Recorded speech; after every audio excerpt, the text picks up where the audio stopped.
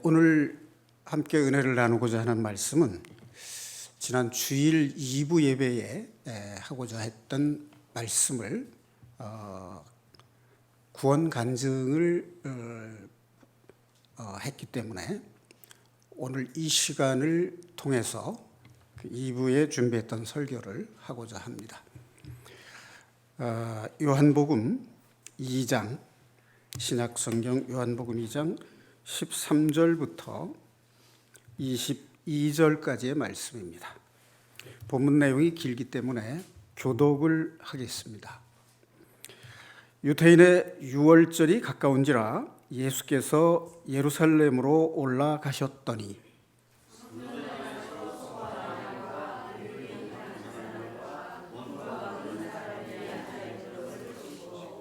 노끈으로 채찍을 만드사 양이나 소를 다 성전에서 내쫓으시고 돈 바꾸는 사람들의 돈을 쏟으시며 상을 엎으시고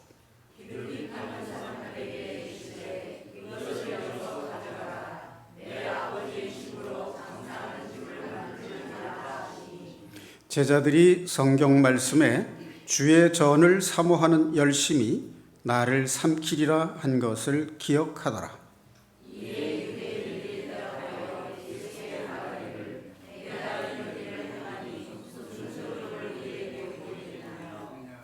예수께서 대답하여 이르시되 너희가 이 성전을 헐라 내가 사흘 동안에 일으키리라.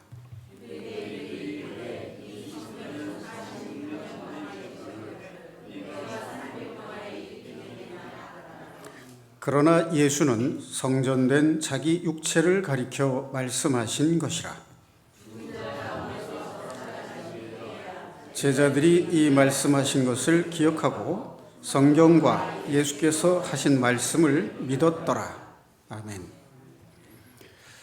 자, 이 이야기는 그 앞에 갈릴리 가나 혼인잔치에서 물로 포도주를 만든 표적 사건이 있은 뒤에 이어지는 말씀입니다.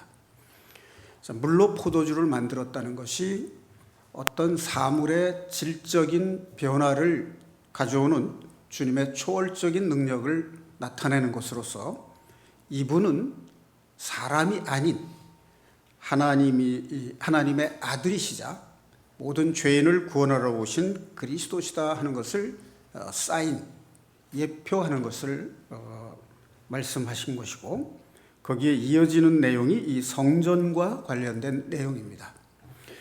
자, 여기 내용을 세 부분으로 좀 나눠볼 수 있을 것 같습니다. 첫 번째가 13절에 유대인의 유월절이라 하는 것과 그 다음에 14절에서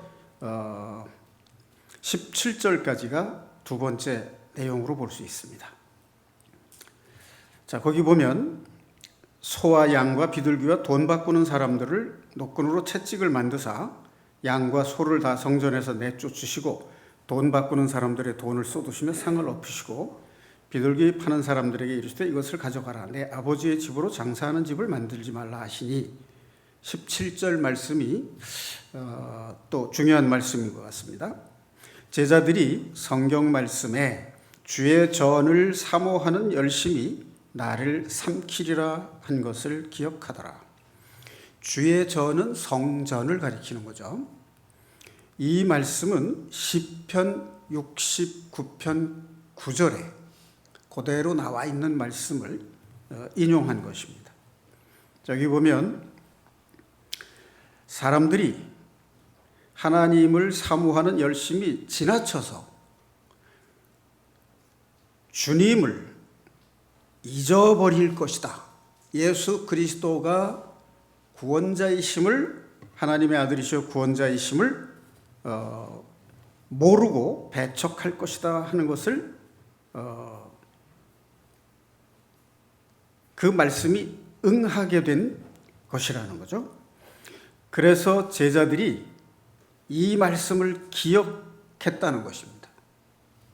자, 그 다음에 18절부터 22절까지의 말씀은 이에 유대인들이 대답하여 예수께 말하기를 내가 이런 일을 행하니 무슨 표적을 우리에게 보이겠느냐.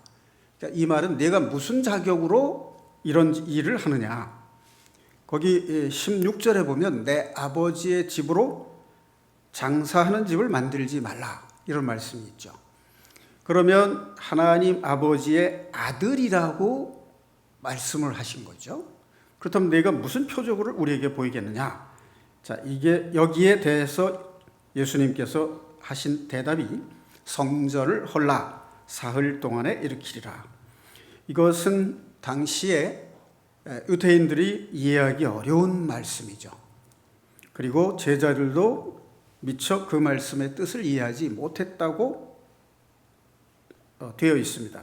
그것이 22절에 가서 보니까 그 말씀이 나오고 있습니다. 자, 유대인의 성전은 출애굽 시대에는 그 천막으로 성막을 지어서 하나님 앞에 예배를 드리고 제사를 드렸습니다. 자, 그런데 솔로몬 시대에 최초로 솔로몬 성전을 지었죠.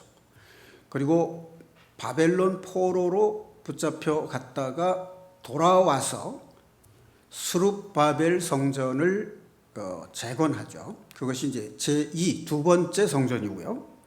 그 다음에 예수님께서 이 땅에 오시기 직전에 헤롯이라고 하는 그 유대를 다스리는 에돔 출신의 총독이 유대인의 환심을 사기 위해서 성전을 아주 크고 아름답게 재건을 했는데 이 성전을 건립하는 기간이 46년이 걸렸다는 것입니다.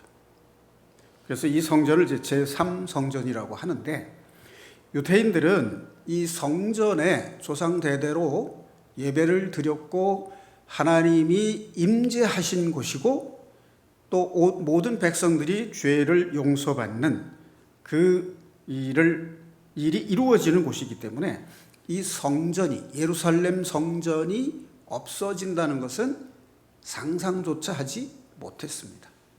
자, 그런데 예수님께서 이 성전을 헐면 사흘 만에 내가 다시 일으키겠다라고 했는데 21절에 보니까 이는 성전된 자기 육체를 가리켜 말씀하신 것이라. 자, 그제야 제자들이 죽은 자 예수님께서 십자가에 달려 돌아가셨다가 3일 만에 부활하신 후에야 제자들이 이 말씀하신 것을 기억하고 성경과 예수께서 하신 말씀을 믿었더라.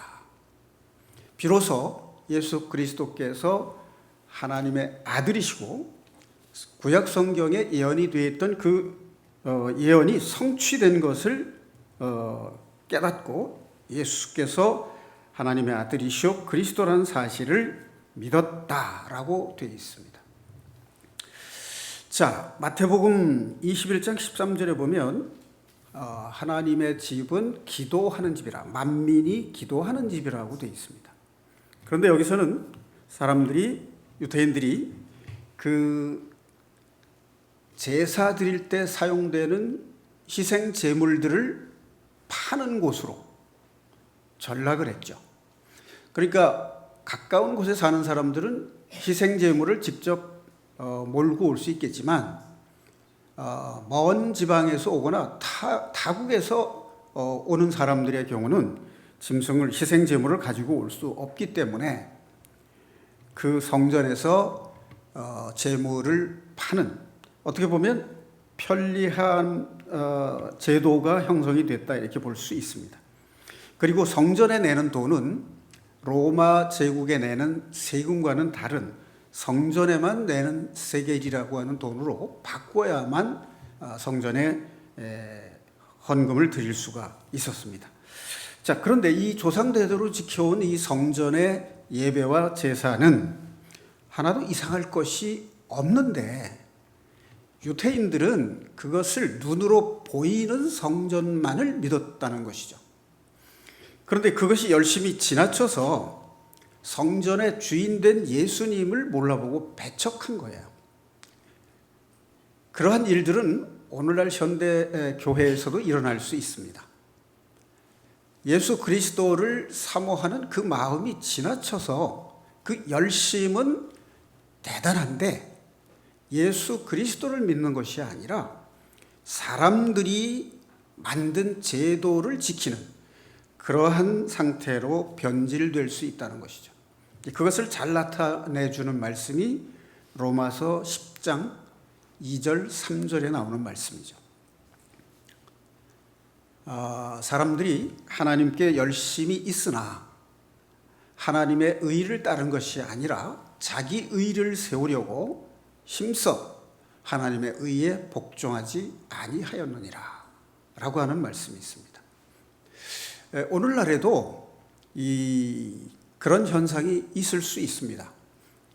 구약시대 이스라엘 백성들은 성전에서 제사를 드리면서도 그들의 마음속에 우상을 숭배하는 마음이 있었어요. 그러니까 성전에서 우상을 숭배했다는 얘기입니다. 이것을 현대 신학 용어로는 혼합주의 신앙이라고 이렇게 얘기를 해요. 오늘날 우리가 교회 예배를 드리러 오지만 우리의 마음 속에 하나님보다 더 소중히 여기는 그런 마음을 품고 온다면 그게 바로 성전에서 우상을 숭배하는 것과 같은 현상이 될 수 있다는 것이죠. 자, 그런데 이 유대인들에게 이해할 수 있는 이 말이 앞에 배경으로 나와 있어요. 유대인의 유월절이라고 하는 말입니다. 자, 하나님께서 모세를 통해서 애굽에서 노예 생활을 하고 있던 이스라엘 백성들을 구원해 내셨죠. 노예 상태에서 해방을 시키셨습니다. 출애굽기 12장에 보면 유월절에 대한 말씀이 기록이 되어 있습니다. 유대 달력으로는 아비벌이라고도 하고 1월 달로 칩니다. 근데 우리 일반적으로 사용하는 양력으로 보면 7월이에요. 그 10일째 되는 날 흠없고 점없는 양을 준비했다가 14일 저녁에 해질 때 그 양을 잡아서 문설주에 바르고 그 양을 먹는 집 문설주와 문인방에 피를 바르면 그 집은 죽음의 신이 넘어간다라고 하는 것이죠. 유월이라는 말이 이제 넘어간다 그런 뜻이죠. 그래서 애굽의 모든 장자들과 가축들의 첫 새끼도 다 죽었지만 유대인의 장자는 아무도 죽지를 않았습니다. 그래서 그 후에 장자들은 유대인의 장자들은 12지파의 장자들은 다 하나님께 바쳐진 하나님께 속한 거룩한 자녀다. 그렇게 해서 그 조상의 유전을 그대로 계승해 온 사실을 성경을 통해서 우리가 알 수 있습니다. 자, 유월절에 어린 양을 잡아서 피를 문인방에 발랐다는 것은 상징적이고 예표적인 내용이죠. 창세기 3장 15절에 보면 하나님께서 뱀이 하와를 유혹해서 아담과 하와가 선악과를 따먹게 되었을 때 하나님께서 예언을 하셨죠. 여자의 후손이 네 머리를 상케 하겠고 너는 여자의 후손의 발꿈치를 상케 할 것이다. 이제 그 말을 통해서 예수 그리스도께서 사탄을 멸하실 것을 하나님께서 계획하시고 예언으로 하셨다는 것이죠. 그리고 아담에게 가죽으로 옷을 해 입히셨다는 기록을 봐서 양의 피를 짐승을 잡아서 그 피로 죄를 속하시고 옷을 해 입히셨다는 것을 알 수 있습니다. 자, 그 다음에 갈라디아서 4장 4, 5절에 보면 때가 참에 이런 말씀이 있어요. 그 킹제임스 성경에 보면 충만한 때가 이름에 이렇게 이제 표현이 되어 있는데 같은 뜻이죠. 아들을 보내사 여자에게서 나게 하시고 율법 아래 나게 하신 것은 율법 아래에 있는 죄인들의 죄에서 해방시키고자 아들을 보내셨다. 그런 말씀이 있습니다. 자, 그리고 사도행전 4장 12절 말씀에 보면 모든 민족 중에 구원받을 만한 이름을 주신 일이 없다. 오직 예수 그리스도밖에는 말을 주신 적이 없다. 이런 말씀이 있습니다. 자, 이 말은 예수 그리스도께서 유월절에 어린 양으로 오셨다는 것을 말씀하시는 겁니다. 자, 그다음에 고린도후서 5장 21절에 보면 이런 말씀이 있습니다. 하나님이 죄를 알지도 못하신 이를 우리를 대신하여 죄로 삼으신 것은 우리로 하여금 그 안에서 하나님의 의가 되게 하려 하심이라. 그러니까 예수님을 이 땅에 보내신 것은 우리 죄인들로 하여금 예수 그리스도 안에서 하나님의 의가 되게 하시기 위해서 보내셨다. 이런 말씀입니다. 자, 천사들이 인간의 죄를 대신해서 올 수 없습니다. 왜냐하면 천사들은 영적 존재이기 때문에 죽을 수가 없어요. 자, 그러면 모세의 율법을 통해서 하나님이 죄인을 구원하실 수 있느냐 하면 행위로서는 구원할 수가 없습니다. 사람의 행위로서는. 그 다음에 인간 자신은 자신의 죄 때문에 자기가 죽으면, 피를 흘리고 죽으면 죄값으로 죽는 것이지 다른 사람들의 죄를 대신 사할 수 있는 능력이 없습니다. 그래서 오직 하나님께서 그 아들을 보내서 모든 죄인들을 죄에서 해방시키고 하나님의 자녀로 삼기 위해서 그 아들을 보내셨다. 이렇게 되어 있습니다. 자, 그러면 히브리서 1장을 잠깐 찾아보도록 하겠습니다. 자, 히브리서 1장, 이제 신약성경 353페이지입니다. 옛적에 선지자들을 통하여 여러 부분과 여러 모양으로 우리 조상들에게 말씀하신 하나님이 이 모든 날 마지막에는 아들을 통하여 우리에게 말씀하셨으니 이 아들을 만유의 상속자로 세우시고 또 그로 말미암아 모든 세계를 지으셨느니라. 이는 하나님의 영광의 광채시요 그 본체의 형상이시라. 그의 능력의 말씀으로 만물을 붙드시며 죄를 정결케 하는 일을 하시고 높은 곳에 계신 지극히 크신 이의 우편에 앉으셨느니라. 그가 천사보다 훨씬 뛰어남은 그들보다 더욱 아름다운 이름을 기업으로 얻으심이니 하나님께서 어느 때 천사 중 누구에게 너는 내 아들이라 오늘 내가 너를 낳았다 하셨으며 또 다시 나는 그에게 아버지가 되고 그는 내게 아들이 되리라 하셨느냐. 오직 하나님이 아들이라고 부르신 분은 예수 그리스도밖에 없다. 자, 그분은 만물을 지으실 때 함께 하나님 아버지와 함께 계셨던 분이고 말씀으로 모든 세계를 지으셨을 뿐만 아니라 지금도 모든 만물의 운행을 그의 말씀으로 붙잡고 계실 뿐만 아니라 또 죄인들의 죄를 정결하게 하는 일을 하신다. 그분이 바로 예수 그리스도시요 유월절 어린 양으로 오신 분이다라고 하는 것을 증언하고 있는 것입니다. 자, 구약 시대에 출애굽기 26장에 보면 하나님이 성막을 짓는 규례를 모세에게 알려주셨습니다. 자, 이 성막에는 성소와 지성소 크게 두 부분으로 나뉘어져 있습니다. 이 성막의 문은 동쪽으로 나 있고 지성소는 서쪽 방향으로 되어 있습니다. 성소가 3분의 2 정도 되고 넓이로 보면 지성소가 3분의 1 정도 됩니다. 그럼 성소와 지성소 사이에는 두꺼운 휘장이 쳐져 있습니다.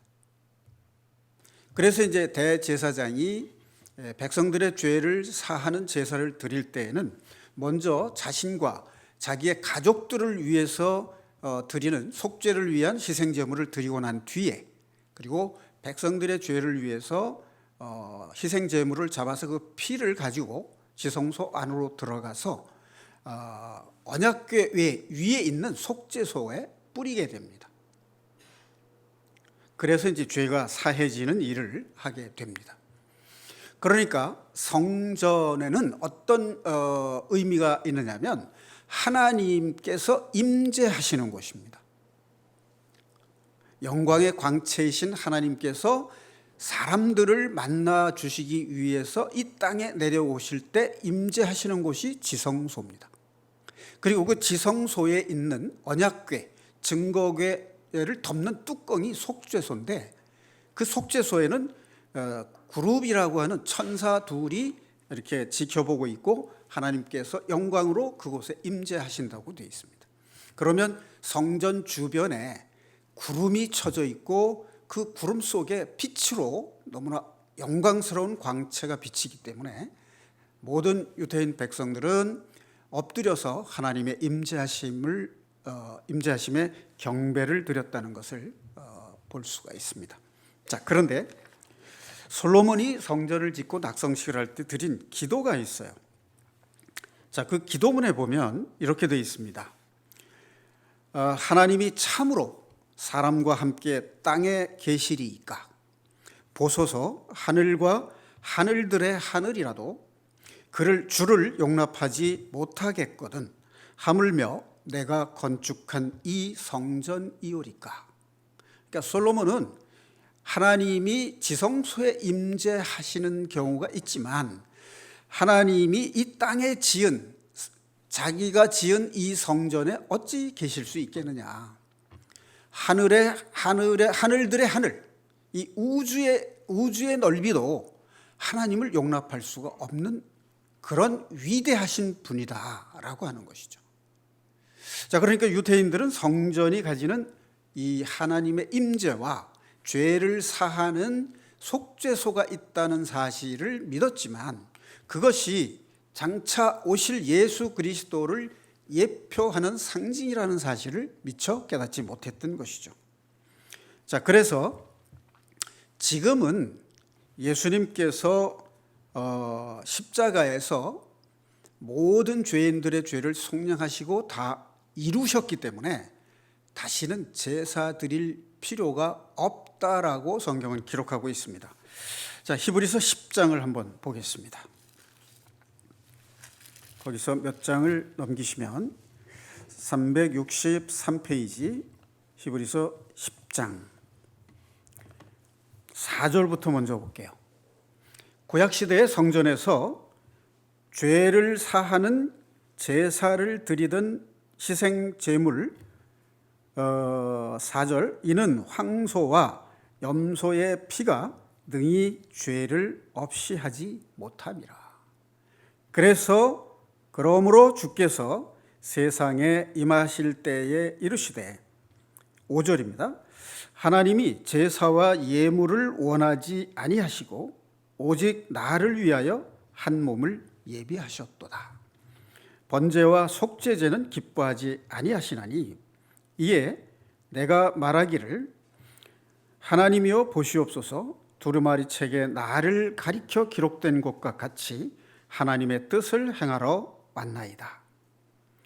자, 여기 보면 예수님께서 구약 성경에 예언된 제사 예법의 완전한 희생 제물이 되시기 위해서 오셨다라고 하는 내용이 나와 있습니다. 자, 9절 10절을 보겠습니다. 그 후에 말씀하시기를 보시옵소서. 내가 하나님의 뜻을 행하러 왔나이다 하셨으니 그 첫째 것을 폐하심은 둘째 것을 세우려 하심이라. 그래서 첫째 것은 레위기서에 나오는 제사 예법, 죄인들의 죄를 사하기 위해서 1년에 한 번씩 희생 제물의 피를 드리는 그 제사 예법을 폐하고 예수님께서 단번에 영원한 속죄를 드리기 위해서 자신이 희생 제물이 되어서 죄인들의 죄를 단번에 영원히 속량하시고 다 이루신 그 일을 위해서 오셨다라고 하는 것이 바로 이 말씀이죠. 10절과 11절 말씀. 이 뜻을 따라 예수 그리스도의 몸을 단번에 들이심으로 말미암아 우리가 거룩함을 얻었노라. 제사장마다 매일 서서 섬기며 자주 같은 제사를 드리되 이 제사는 언제나 죄를 없게 하지 못하거니와. 그러니까 일시적으로 덮는 것입니다. 그러니까 기소하지 않고 죄인을 재판에 회부하겠다고 기소하지 않고 잠시 보류해 두는 것이 되는 거죠. 자, 그런데 오직 그리스도는 죄를 위하여 한 영원한 제사를 드리시고 하나님 우편에 앉으사 그 후에 원수들을 자기 발등상이 되게 하실 때까지 기다리시나니 그가 거룩하게 된 자들을 한 번의 제사로 영원히 온전하게 하셨느니라. 또한 성령이 우리에게 증언하시되 주께서 이르시되 그날 후로는 그들과 맺을 언약이 이것이라 하시고 내 법을 그들의 마음에 두고 그들의 생각에 기록하리라 하신 후에, 자, 예수께서 우리의 모든 죄를 속량하시고 이제는 주님의 법을 구원받은 거룩해진 백성들의 마음에 두고 그들의 생각에 기록하리라 이렇게 약속을 하셨습니다. 그리고 그들의 죄와 그들의 불법을 다시 기억하지 아니하리라. 이것들을 사하셨은즉 다시 죄를 위하여 제사 드릴 것이 없느니라. 그러니까 신약 시대에 와서는 교회에서는 제사를 드리는 것이 아니라 예배를 하는 것입니다. 예배를 드린다는 것은 하나님의 주님 예수 그리스도께서 하나님의 아들이시고 우리의 그리스도 구원자 되신다라고 하는 사실을 찬양하고 예배드리고 우리 자신은 주님의 새로운 피조물로서 그를 찬양하는 그의 백성이라고 하는 사실을 고백하는 것이 예배의 형태가 되겠습니다. 자, 이것이 성전의 비밀입니다. 예수님께서 성전이시고 그 성전된 예수님의 몸이 바로 죄 사함 받고 구원받은 믿음의 공동체인 교회라고 하는 것입니다. 자, 고린도전서 3장 16절 말씀을 한 번 더 찾아보겠습니다. 고린도전서 3장 16절.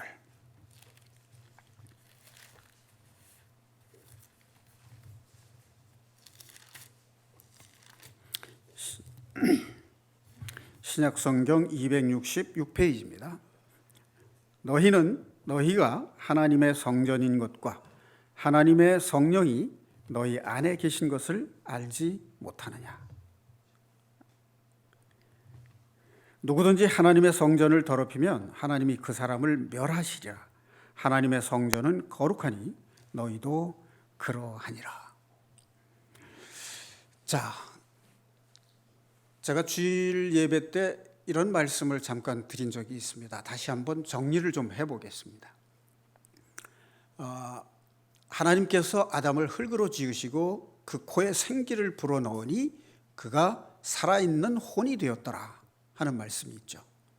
그리고 전도서 12장 7절에 보면 사람이 죽으면 그 영은 하나님께로 돌아간다라고 되어 있습니다.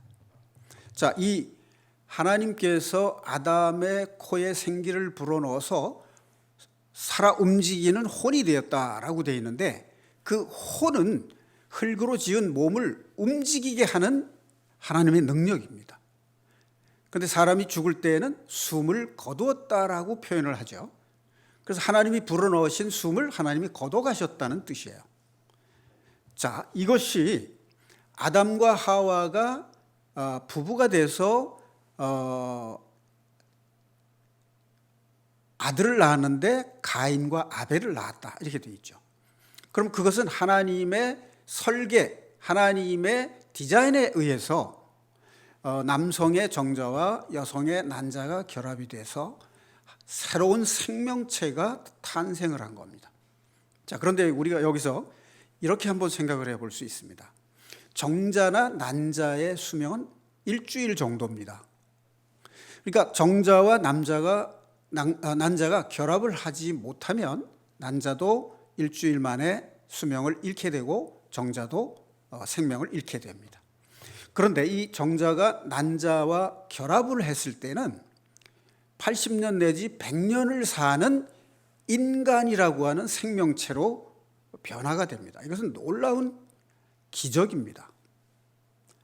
정자와 난자, 눈에 보이지도 않는 정자와 난자가 결합되는데 이렇게 거대한 인체를 가진 장구한 기간을 사는 생명체로 변화됐다라고 하는 것은 하나님의 창조의 능력이 아니고서는 있을 수 없는 일이에요.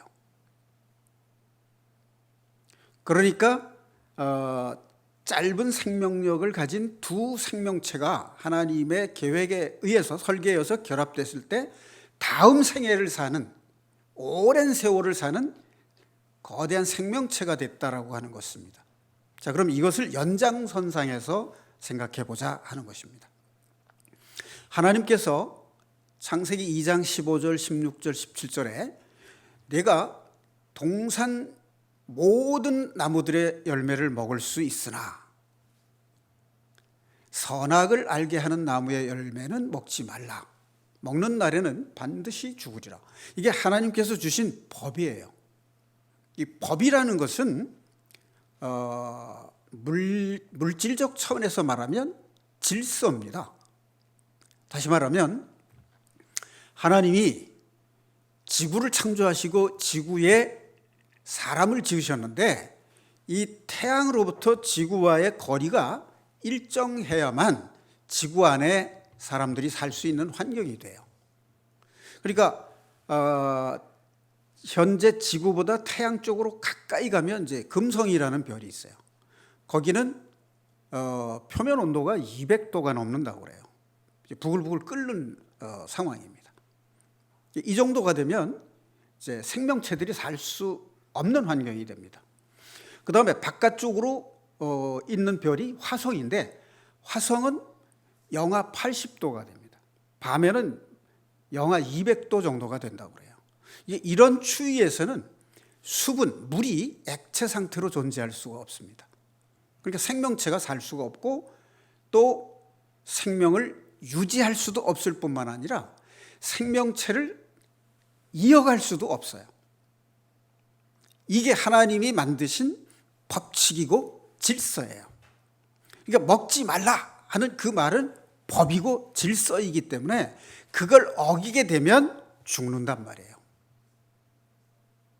그게 하나님의 말씀이고 법이에요. 자, 그럼 이제 이렇게 A 대 B의 관계는 C 대 D의 관계와 같다는 이제 유추의 방법, 비유법으로 이제 생각을 해본다면 흙으로 지은 육체 속에 숨을 불어넣으니까 혼을 지닌 생명체가 됐잖아요. 자, 그런데 그 혼에 하나님의 말씀인 영을 불어넣으면 어떻게 되느냐 하는 거예요.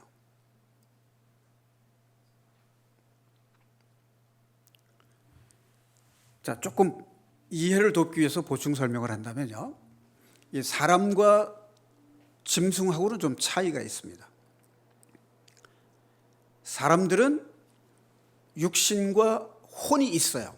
동물에게도 육신과 혼이 있습니다. 그 몸을 움직이게 하는 활력이 있다 그 말이에요. 그런데 사람에게는, 짐승에게는 없는 것이 하나 더 있어요. 그게 뭐냐면 양심이라고 하는 거예요. 그러니까 소나 돼지가 남의 집에 가서 먹을 것을 이제 먹고 내가 그때는 내가 너무 배가 고파서 그랬다. 정말 미안하다. 잘못했다. 이런 게 없잖아요. 그리고 영혼을 사모하는 마음이 없기 때문에 종교심이 없어요. 그럼 이 양심이 있다는 게 뭐냐면 하나님의 말씀을 받아들일 수 있는 그릇을 준비해 두셨다는 뜻이에요. 그러니까 하나님의 말씀이 들어오면 선한 양심이 되는 겁니다. 사탄의 말이 들어오면 악한 양심이 되는 거예요. 그것을 언어학적으로 말하면 사람은 언어를 받아들이고 이해할 수 있는 능력을 부여해 주셨다 하는 거예요. 그래서 하나님이 말씀으로 창조하신 그 법칙을 사람들의 양심 속에 받아들이게 되면 하나님의 말씀인 생명이, 하나님의 말씀은 요한복음 6장 63절에 보면 내가 너희에게 이른 말은 영이요 생명이라 그랬죠. 하나님의 말씀은 영이시고 생명이에요. 그 생명체가 우리의 혼에 들어와서 결합이 되면 80년, 100년을 사는 생명체에서 하나님과 같이 영원히 사는 생명체로 변화되는 다음 생명으로 가는 기적적인 법칙을 우리에게 주셨다는 뜻이에요. 이게 거듭나는 겁니다. 두 번째 태어나는 거예요. 첫 번째 태어나는 것은 흙으로 지은 육신 속에 혼을 불어넣는 거예요. 이 혼은 각자가 다 달라요. 고유합니다. 그러나 영은 하나님께서 모든 사람에게 주는 영이 다 같아요. 하나님의 말씀이기 때문에. 그 사람이 죽을 때에는 하나님이 주신 그 영이 하나님께로 다시 돌아간다, 그런 얘기예요. 거듭난다는 것은 우리의 혼이, 우리의 정신과 어리 하나님의 말씀을 받아들일 때 내 안에 하나님의 생명이 들어와서 나를 영원히 살 수 있는 생명으로 변화시킨다, 이 말이에요. 그것이 거듭나는 겁니다. 두 번째 생명을 갖는 거예요. 자, 그러면 그것을 어떻게 확인할 수 있느냐? 자, 사람이 하는 말에도 에너지가 있고 능력이 있어요. 예를 들어서 학교의 선생님이 어떤 학생을 너는 왜 그렇게 말을 안 듣냐? 너는 왜 하는 짓마다 다 그 모양이냐? 매일같이 한마디씩 지적을 하고 정죄를 하면요, 그 아이는 자기는 이 세상에 존재할 필요가 없는 사람인 것처럼 스스로가 자신을 가두어 버리게 됩니다. 이 사람의 말도 사람을 죽일 수 있어요. 그런가 하면 긍정적으로 너는 참 지혜롭구나. 그리고 어쩌면 그렇게 예의가 바르냐. 너의 부모님은 참 훌륭하신 분인 것 같다. 이렇게 칭찬을 계속하면 그 아이는 삶의 희망을 가지게 되고 자기가 무엇인가 큰 일을 할 수 있는 사람이라고 스스로에게 암시를 하게 됩니다. 이게 말이 가지는 에너지고 말이 가지는 능력이에요. 내 친구 중에 이런 친구가 있어요. 좀 몸이 좀 왜소합니다. 교회에서 이제 학생부에서 활동을 하는데 그 고등부를 이제 지도하는 그 리더인 선배가 넌 왜 그렇게 남자답지 못하냐? 그렇게 말을 한 거예요. 근데 이 친구가 그 말이 자기 마음에 비수처럼 꽂힌 거예요. 그때부터 그 사람의 마음 속에는 내가 남자답다는 것을 보여주겠다는 생각을 항상 가지는 거예요. 그래서 사람을 대할 때 자기가 남자답다라고 하는 이제 그것을 보여주기 위해서 음식을 먹으면 자기가 먼저 돈 내고 또 누가 뭐를 이제 필요로 한다 그러면 그것을 이제 관심 가져서 자기가 해주고 이런 삶을 사는 거예요. 근데 그러다가 40대가 돼서야 해방을 받았습니다. 그러니까 고등학생 시절에 들은 그 말이요, 40대가 돼서 그러니까 15년 이상을 그 사람의 마음을 지배하고 있었다는 거예요. 굳이 내가 남자답다는 걸 증명하고 보여줄 이유가 없는 거죠, 사실은. 그냥 자기 개성대로 살면 되는 것이고 교회 안에서는 말씀에 순종하는 삶을 살면 되는 건데 남자답다는 걸 보여주겠다는 것이 항상 잠재되어 있었다는 거예요. 이게 사람의 말도 이렇게 사람의 마음을 지배하고 변화시킬 수 있는 능력이 있는데 하물며 전지전능하신 하나님의 영생의 말씀이 우리를 변화시킬 수 있는 능력이 없겠느냐 하는 거예요.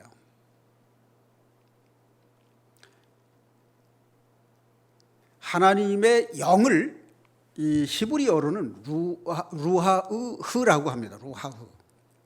그런데 그것이 물질적인 뜻으로 번역할 때는 바람이라고 번역을 해요. 그런데 비물질적인 경우에 쓰일 때는 영이라고 번역을 합니다. 근데 요한복음 3장에 보면 바람이 임의로 불매 어디서 와서 어디로 가는지 모르듯이 성령으로 난 사람도 이와 같으니라, 그런 말이죠. 여기서 바람이라는 것은 숨, 호흡이라는 의미가 돼요. 그래서 그게 영적으로 쓰일 때는 영이라고 하는 의미로 쓰이게 됩니다. 자, 하나님의 말씀이 사람이 혼에 들어왔을 때 그 혼과 결합해서 혼이 하나님의 말씀의 법칙으로 새롭게 태어날 때 그 거듭난 생명은 영원한 생명을 가지게 되는데, 바로 이것이 뭐냐면 예수님이 성전인 것과 그 성전 안에는 하나님의 말씀이 임재하는 곳이라는 뜻이고, 우리가 하나님의 말씀을 받아들여서 거듭난 우리도 또한 하나님의 성전이라고 하는 것입니다. 그러니까 이제는 죄를 사함받기 위해서 희생제물을 드리는 제사를 드릴 필요는 없고, 하나님의 생명의 말씀이 우리 안에서 살아 움직이게 해야 된다, 그 말이죠. 자, 요한복음 8장 47절 하나 찾아보겠습니다. 요한복음 8장 47절.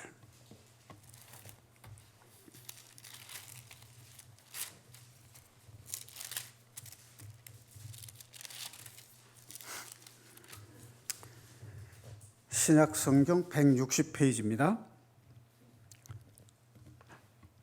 하나님께 속한 자는 하나님의 말씀을 듣나니 너희가 듣지 아니함은 하나님께 속하지 아니하였음이로다.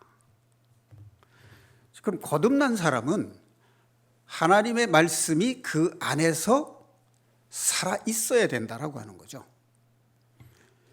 자, 예를 들어서 제가 오늘 수요 예배에 참석하셨던 분들은 주일 예배에 한 분도 빠지지 마십시오, 이렇게 이제 부탁을 했다고 가정해 봐요. 그런데 주일날 예배에 참석하지 않았다, 어떤 사람이, 몇 사람이 참석하지 않았다고 이제 가정을 해 봐요. 그러면 내가 한 말이 그 사람 속에 있는 겁니까? 없는 겁니까? 주일 예배에 참석하지 않은 사람들의 마음 속에는 내 말이 없는 거죠. 그럼 내 말이 지금 살았어요, 죽었어요? 내 말은 죽은 겁니다. 그럼 그 사람의 마음 속에 내 말이 있느냐 없느냐? 없는 겁니다. 바로 이게 뭐냐면 하나님께 속한 자는 하나님의 말씀을 믿는 거예요. 하나님의 말씀을 듣는 겁니다. 하나님의 말씀을 듣고 예배하는 우리가 세상적 가치관과 세상의 교훈을 따른다면 우리가 하나님께 속한 겁니까? 세상에 속한 겁니까? 세상에 속한 것이 되는 거죠. 이것이 바로 뭐냐면 하나님을 예배한다는 것은 하나님의 법인, 하나님의 말씀을 우리 마음에 두고 우리 생각에 기록하신다는 하나님의 말씀처럼 우리의 삶 속에 하나님의 말씀에 순종하는 삶을 살 때 비로소 우리가 하나님께 속한 사람이 되고 하나님의 말씀이, 영원하신 생명의 말씀이 우리 속에 살아있다는 것을 확증하는 것이 됩니다. 자, 요한일서 2장 보겠습니다. 신약성경 388페이지입니다. 자, 1절부터 6절까지 말씀을 함께 교독하겠습니다. 제가 먼저 읽겠습니다. 나의 자녀들아, 내가 이것을 너희에게 쓰면 너희로 죄를 범하지 않게 하려 함이라.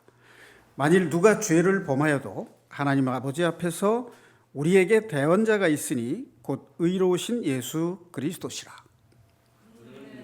그는 우리를 화목제물이니 우리만 위할 뿐 아니요 온 세상의 죄를 위하심이라. 자, 우리 죄만을 위한 것이 아니라 온 세상의 죄를 다 담당하셨다라고 되어 있어요.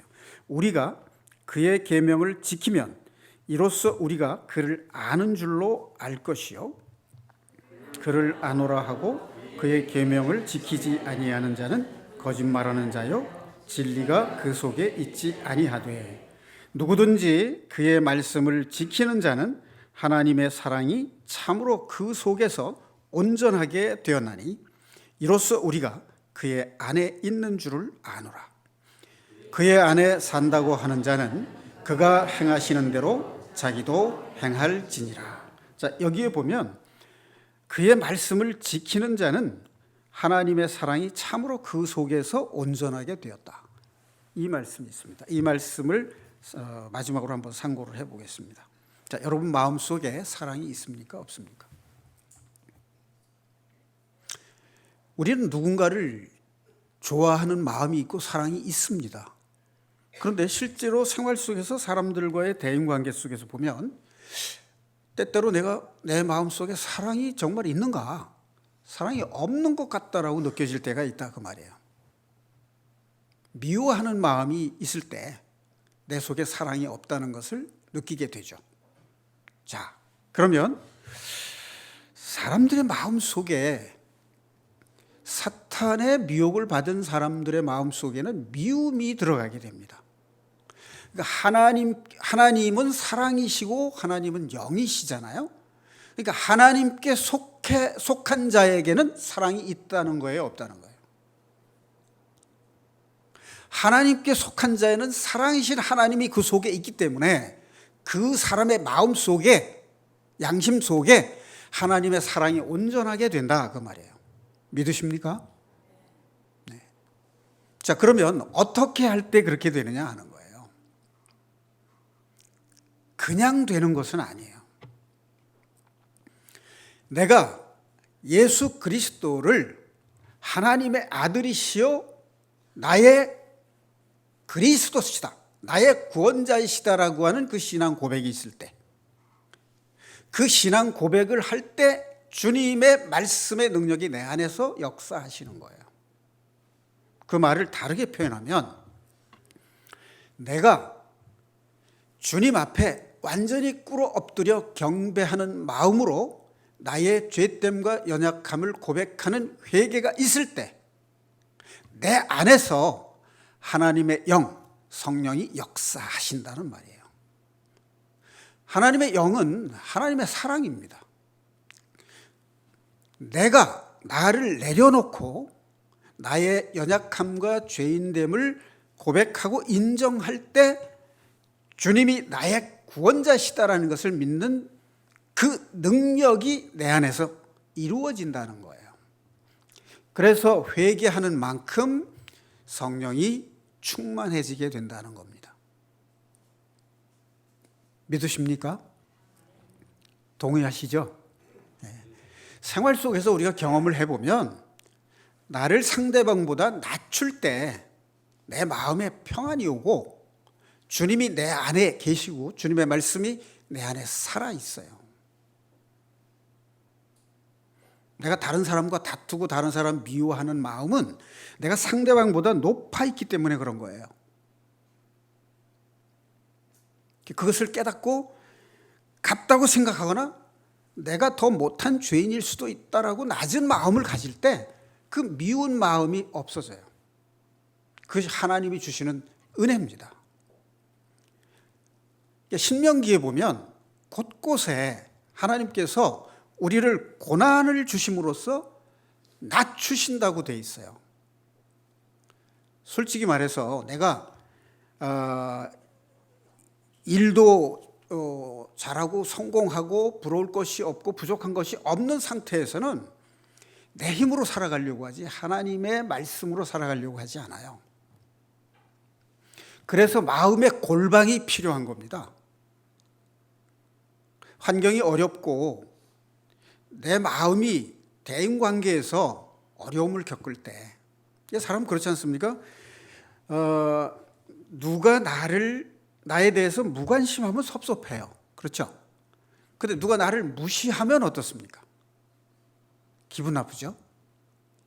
자, 그럴 때 우리는 그 사람을 향해서 불쾌감을 드러낼 것이 아니라 마음의 골방에서 하나님을 만나셔야 돼요. 그래서 기도가 필요한 겁니다. 나의 연약함과 부족함을 하나님 앞에 고백할 때 하나님이 나에게 은혜를 주시는 거예요. 하나님의 능력으로 내가 부음받게 돼요. 그것이 은혜로 사는 삶입니다. 우리가 구원받기 전에 행위로, 나의 의로운 행위로 구원받은 것이 아니라 오직 모든 인간의 죄를 사해 주신 예수 그리스도가 하나님의 아들이시고 나의 구원자이심을 믿음으로써 죄 사함 받고 구원받은 것처럼, 그것이 믿음으로 인한 은혜인 것처럼 구원받은 이후의 삶도 내가 하고자 하면 성령께서 일하시지 않습니다. 나는 할 수 없다라고 하는 나의 신앙 고백이 있을 때 성령께서 하나님의 능력의 말씀으로 내 안에 역사하시는 것이 바로 은혜로 사는 삶이에요. 내 힘으로 사는 게 아니라 구원받은 이후에도 하나님의 말씀의 능력으로 사는 것, 그것이 값없이 주어지는 은혜의 삶입니다.